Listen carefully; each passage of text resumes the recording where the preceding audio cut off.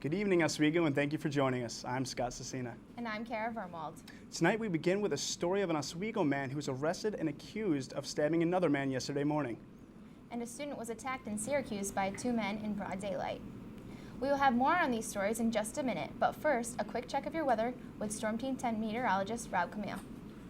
Thank you, Scott. Thank you, Karen. Good evening, ladies and gentlemen. Meteorologist Rob Camille here with a quick look at your forecast. Right now, outside the campus center here at SUNY Oswego, we've got a temperature of 50 degrees, a lot of clouds sitting overhead, and those clouds are pretty heavy. That's the way it's going to stay for most of the night. The temperature does feel a little bit cooler out there because we do have a breeze out of the southwest at 5 miles an hour. Taking a look at your radar right now, fairly quiet for most of central New York, just a couple scattered sprinkles around the Syracuse and Auburn areas. That's pretty much going to be the story for the entire night, but as we go through your day tomorrow into tomorrow night, there's going to be a lot more rain coming and a huge cool down in store for later this week. How long is the rain going to hold out and how cold is it going to get? I'll have a full look at your forecast coming up a little bit later on the show, but now I'm going to send it back to the desk with Scott and Kara. Thank you, Rob. Well, a city of Oswego man has been arrested and accused of stabbing another man during a fight early yesterday morning. 24-year-old Travis Hilborn of Oswego was charged with assault and criminal possession of a weapon after attacking a 27-year-old man. The incident occurred at 2 Governor Street shortly after midnight, and police say they do not know the cause of the fight. Oswego police are also looking into to see if Hilborn may be the same man who was accused of another stabbing in late last August. A man was brutally attacked in downtown Syracuse. Raekwon Adams was waiting for a bus when he was attacked by at least 2 men in broad daylight. Officers who responded to the call found Adams lying unconscious on the street. He had lacerations on his face and was bleeding from the head. An ambulance took him to Upstate University Hospital. Adams regained consciousness later in the day and was unable to tell police who had attacked him. Deputies arrested an Oswego County jail inmate Thursday night after finding 3 different prescription medications in his possession. 21-year-old Andres Perez of 1151 County Route 3 in Hannibal was charged with first-degree promoting prison contraband, which is a felony. Perez had been booked into the jail on Tuesday on 5th-degree criminal possession of controlled substance charges. Perez was arraigned in Oswego City Court and was sent back to Oswego County Jail in lieu of bail. He is scheduled to return to court on October 29th. The employees of a KFC in Syracuse caught a robber who stole from the cash register and fled. Arturo Noli has been charged with first-degree robbery. He was arrested by police after workers at the KFC caught him on the 800 block of Park Street. After Noli was arrested, he was taken to St. Joe's because he had difficulty breathing. He will be arraigned in city criminal court once he is released from the hospital. A boy in Oswego has recently passed away from synthetic drugs. His mother is taking action to prevent another accident. Olivia Eugenio has the latest.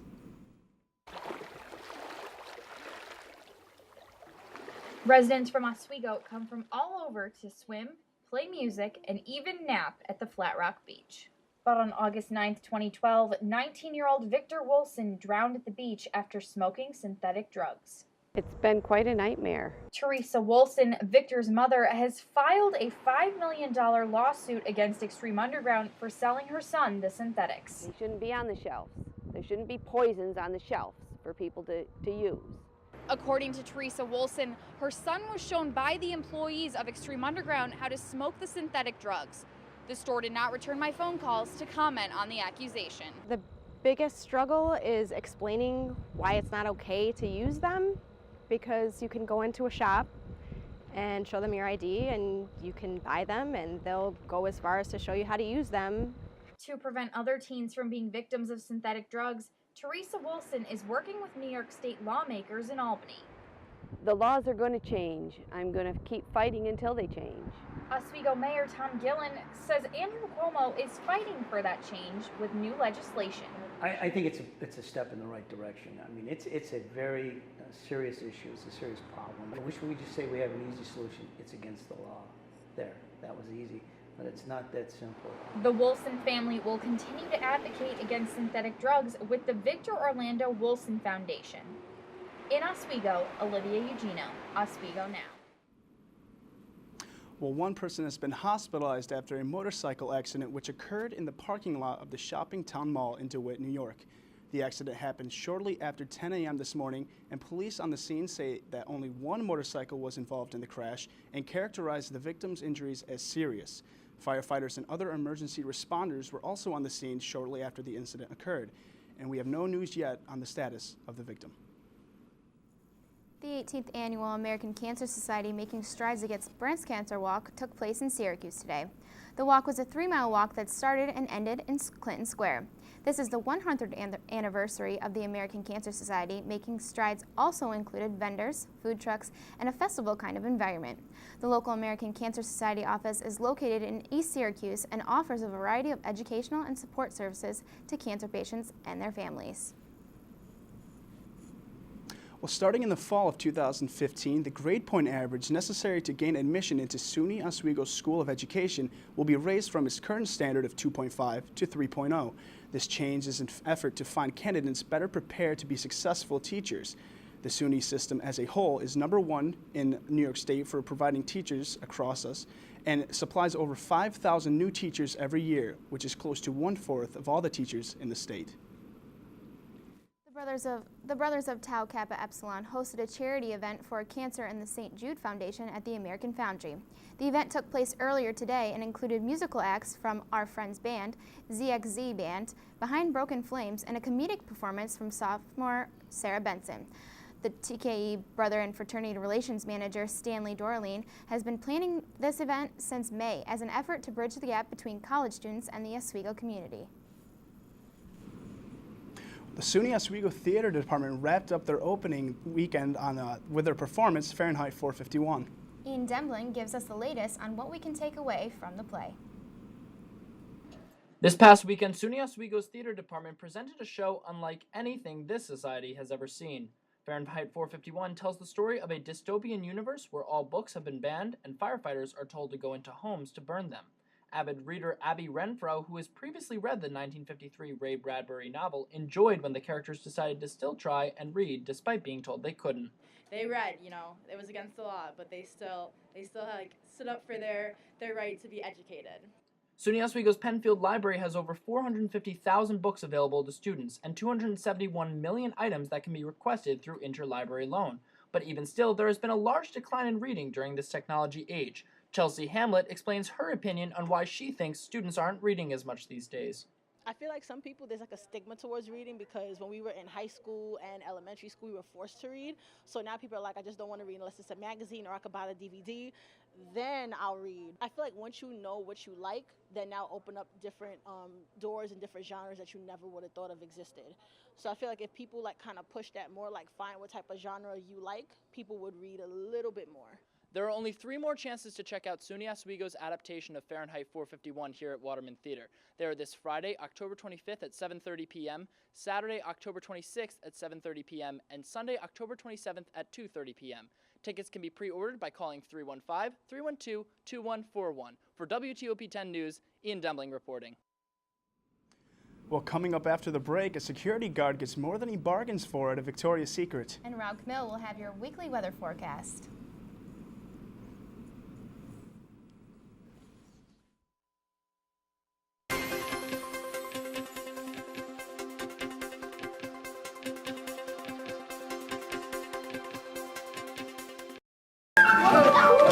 I'm lucky. I get to do something I love. How many of you think homework is just as important as teamwork? I help keep kids in school. Good. And that's the name of the game. My name is LaDainian Thomason.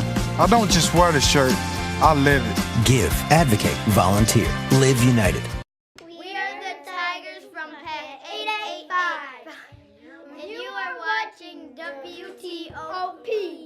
Yeah. Attention students and faculty. Avery Rental Properties is now renting for the next school year. Avery accommodates all group sizes, small or large.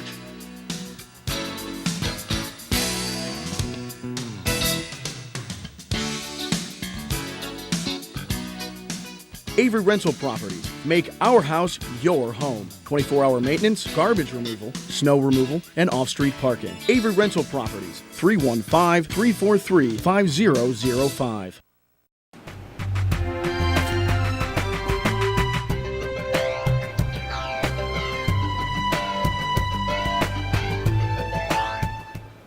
The 2013 Louis B. O'Donnell Media Summit.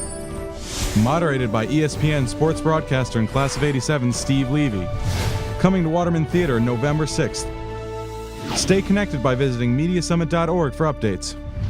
My husband! Where's my husband? Stop. What's she doing? 2, She was the passenger. So I was deboned on the passenger side. We just had some wine. I wasn't even drunk, I was just buzzed. What? You were just buzzed. Well, sir, you didn't tell us that. In that case, she's just fine. Yeah, I'm fine.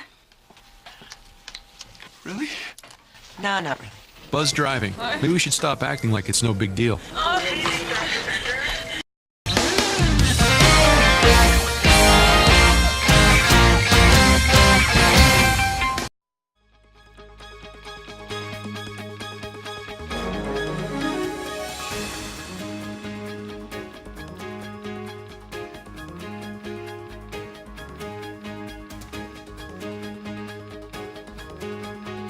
Past 10 in the evening. Good evening, ladies and gentlemen. Storm Team 10 meteorologist Rob Camille here with a full look at your forecast.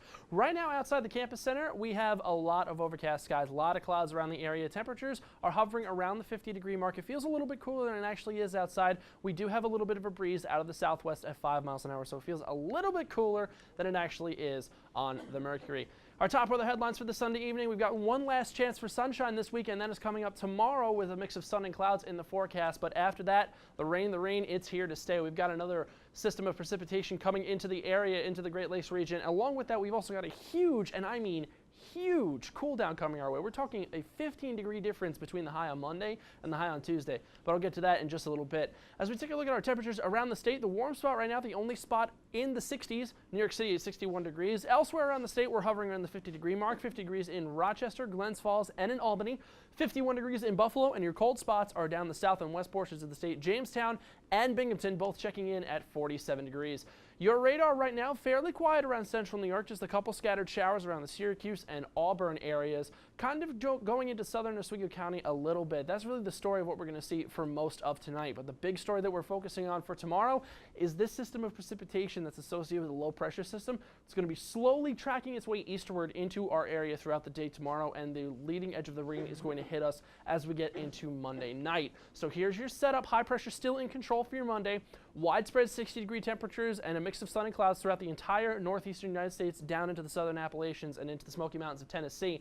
But as we go through your day, this cold front and this low pressure system are going to slowly move eastward. We're going to see mostly rain, but some colder spots that get into southern Canada a little bit, they may have a chance to see some snow. Now, as we go through your midweek, this is really going to stay the same weather pattern throughout the entire week. This dip in the jet stream, is going to kind of keep this cold air in place, along with these two twin low pressure systems, one out towards the Canadian Maritimes and one in northern Quebec. Now, if you notice, it does say lake effect here. This system does provide the chance for some lake effect precipitation. However, what locales will see lake effect rain and which ones will see lake effect snow, we're still working out, but stay with us here with Storm Team 10. We'll definitely give you that information as soon as it becomes available to us. Now, as far as the core of the cold air is concerned, the entire eastern central two-thirds of the United States is going to be feeling the effects of this dip in the jet stream.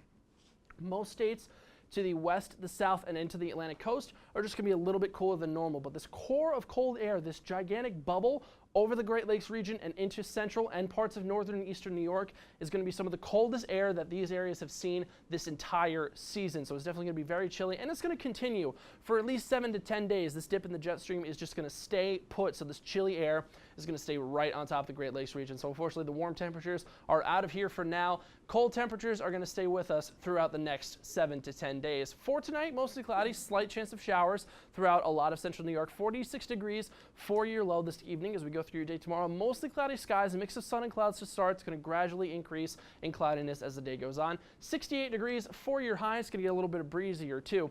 Let's time out your day for you. For those of you waking up for those 8 a.m. classes, we're going to start out 51 degrees, more sun than clouds. But as we get into your lunchtime area, the clouds are going to start to take control of the sky. 62 degrees for your temperature at that point. By 5 o'clock, it's going to be completely cloudy. The sun is gone, and we're not going to see it again, at least for the next few days. And we're going to hit our high temperature in the late afternoon of 68 degrees. Now, throughout the evening into the early part of the night is when this rain is going to move in. Showers likely, occasionally a very steady rain is going to start to fall. Your temperatures are going to fall back down to the 50-degree mark, and it's still going to be very breezy. Winds out of the south at 10 to 20 miles an hour. As we look at your 5-day forecast, just look at the temperature difference here and the difference in weather conditions. Monday to Tuesday, the rain moves in Monday night. Your difference in high temperatures, Monday, we're around the 70-degree mark.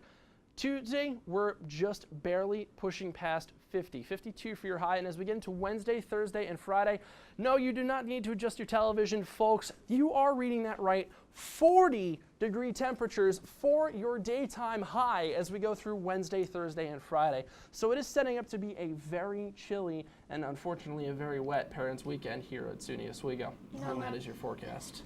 I've been so used to the sun the past few weeks, and now it's coming with I rain know, and the cold. It's like catching everybody off guard because the rain that we had this weekend, it's like, whoa, where'd the sun go? Like, everybody's so used to this warm 70-degree temperatures. I mean, I am too. I'm used to just it being chilly at this point. Like, I'm used to sweatshirt weather. I'm not used to still wearing, you know, a short-sleeve t-shirt and jeans whenever I go out to classes. I'm gonna miss it. I mean, I'm gonna miss it too, but it's nice that we're actually starting to Oswego's weather is starting to kind of live up to its name. It's a little bit reassuring, so it's not like, you know, we're going to stay like Florida the entire year. We will get to see some snow eventually. Wow. Unbelievable. Well, thank you, Rob. Thank you. Well, now let's take a look with your state and national news.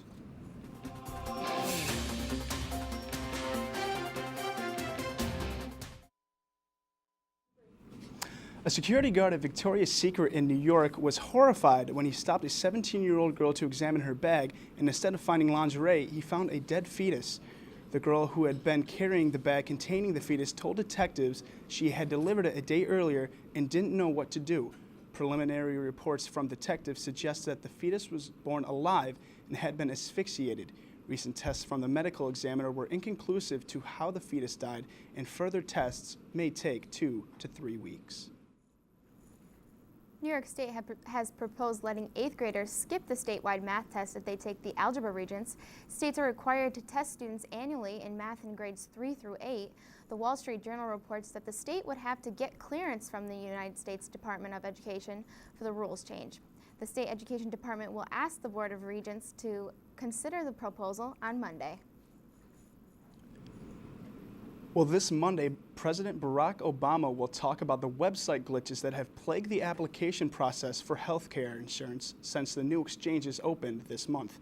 Today, White House officials stated that the president will reiterate his stance that he finds the technical problems unacceptable and will discuss his steps and the administration's steps to getting them fixed. Obama's administration officials highlighted that the fact that nearly 500,000 people have filled out the application over this weekend may account for the glitches.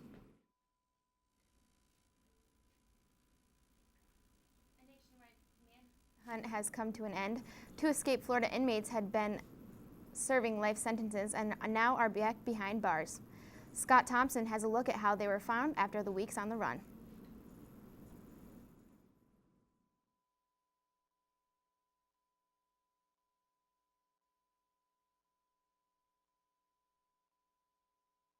Two convicted murderers mistakenly released from prison stood before a Florida judge Sunday. Joseph Jenkins and Charles Walker were caught after a tip from an acquaintance led authorities to a motel in Bay County, Florida, Saturday evening. Jenkins and Walker were alone, they were unarmed, and they were apprehended without incident. The pair are being held without bail, with another court appearance scheduled for Friday. With the search over, the investigation into how the men were released is ongoing. Both were serving life sentences without the possibility of parole, but authorities say that they were set free on court orders with a forged judge's signature. It is embarrassing, but my concentration at this point is I think everyone else here is making sure that we come up with a process and a procedure that prohibits this from happening in the future. Florida is now requiring a judge to verify a sentence modification. Meanwhile, Jenkins and Walker are being interviewed. Family members of the men's victims want answers. They plotted this for a minute. It just wasn't an overnight situation. And somebody on the outside helped them. As I said, it's not all on them. They didn't do it all on their own. But Crystal Pugh says that she can finally rest knowing the man convicted of killing her husband is behind bars. I'm Scott Thompson reporting. Coming up, Carrie Hively will have a look at the Improv Comedy Club on campus. And don't miss a full look at your sports with Jordan Dietrich. But first, here's a look at your late night menu.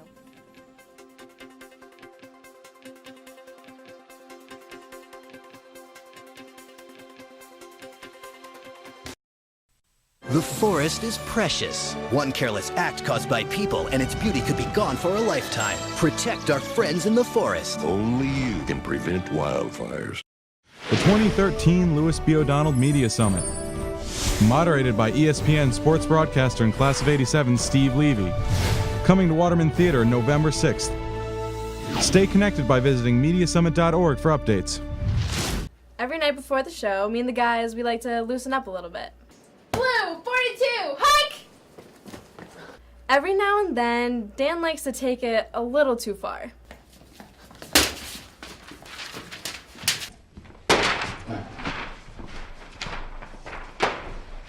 But hey, the show's all about competition, so we'll take it.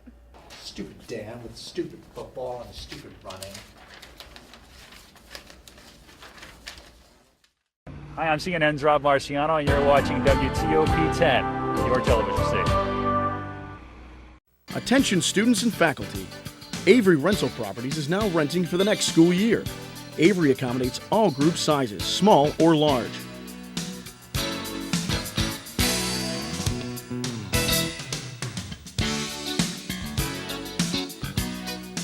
Avery Rental Properties. Make our house your home. 24-hour maintenance, garbage removal, snow removal, and off-street parking. Avery Rental Properties. 315-343-5005.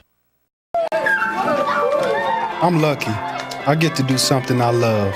How many of you think homework is just as important as teamwork? I help keep kids in school. Good. And that's the name of the game. My name is LaDainian Thomason. I don't just wear the shirt, I live it. Give, advocate, volunteer. Live United.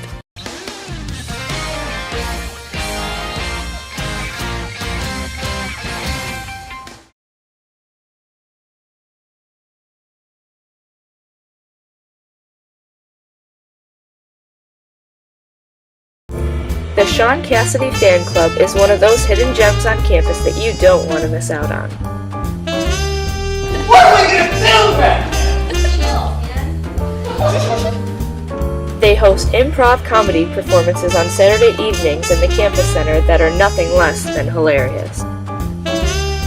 Things that are very important. Hey, America. My challenge is beatboxing, y'all.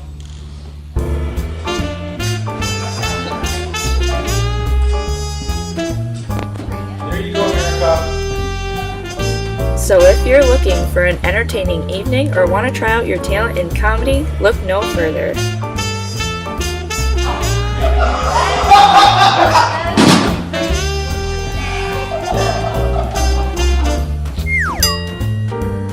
Oswego student Zoe Calabrese, who attended an improv comedy show by the Sean Cassidy Fan Club, seemed to have a great time. I think that it's a really fun and entertaining thing to do on the weekends because there's not that much to do, and it's a good alternative to partying. So, if you're looking for something fun to do next Saturday evening, head to the campus center. Best of all, performances are free to attend. Where is my cowboy hat?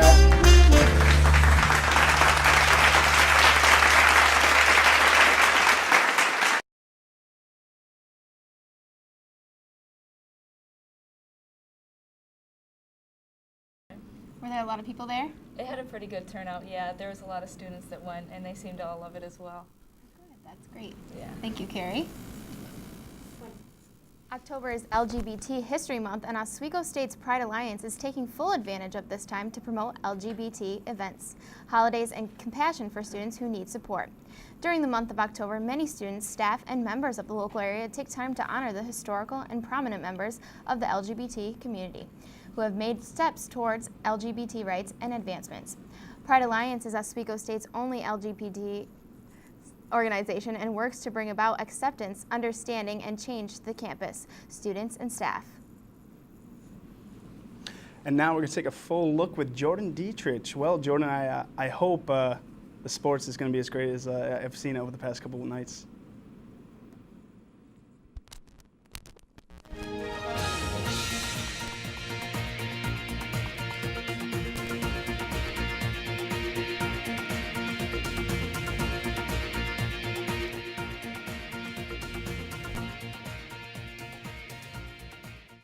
Domination for the Oswego State women's volleyball team Saturday.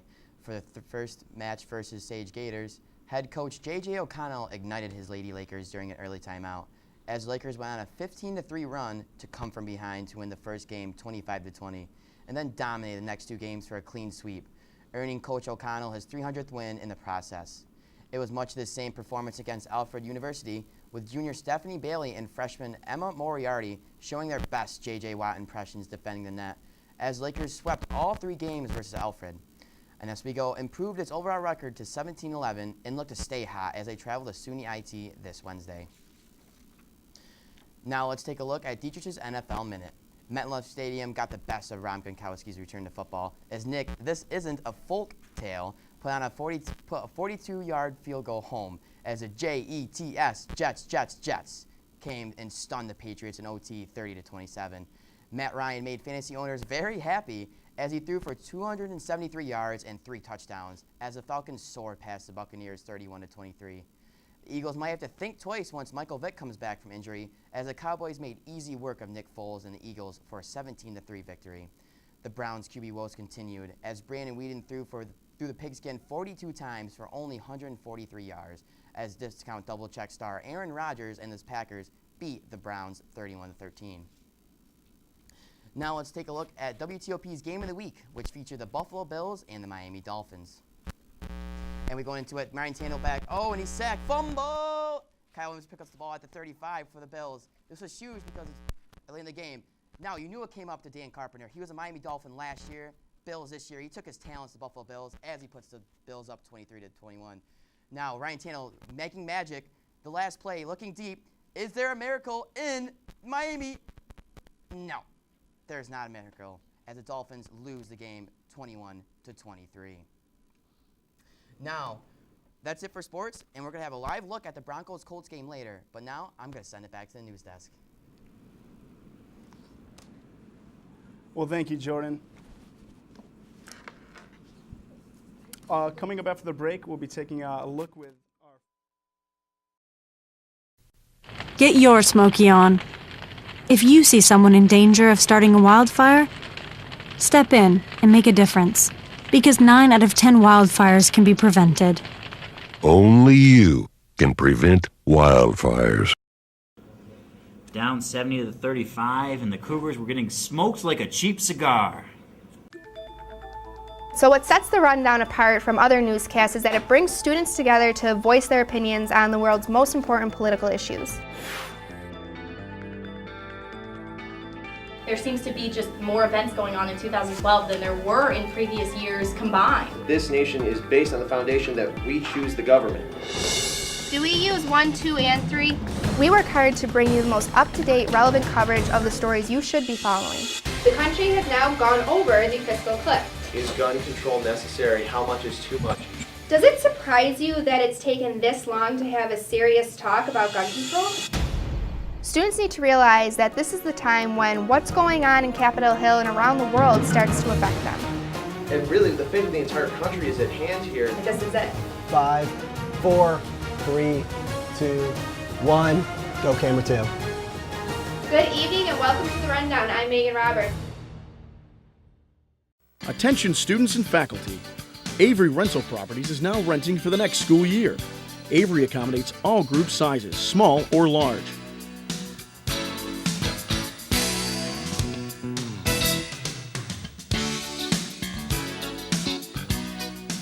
Avery Rental Properties. Make our house your home. 24-hour maintenance, garbage removal, snow removal, and off-street parking. Avery Rental Properties. 315-343-5005.